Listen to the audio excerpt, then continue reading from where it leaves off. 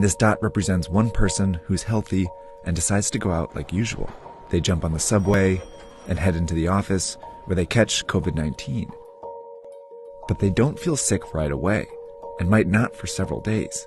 So later they go to a basketball game where they unknowingly infect 2 or 3 more people.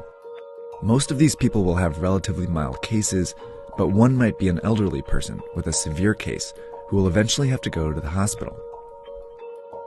But these 3, who are all infected but don't feel sick, go out again, on the subway, into the office, and then out after work, infecting several more people, 20% of whom will need to go to the hospital.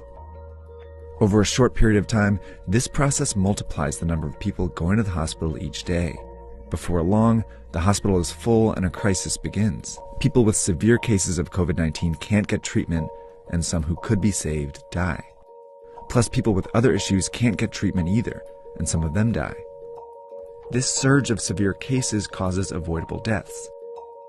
That's what happened in South Korea, Iran, and Italy, all of which went from 100 to more than 5,000 cases in less than 2 weeks. A lot of people died because they couldn't get into the hospitals. This surge is made up of only severe cases, but it was generated by people who didn't feel sick, spreading the disease in public. Which means the people who can do the most to avoid these unnecessary deaths are these people. And that means all of us.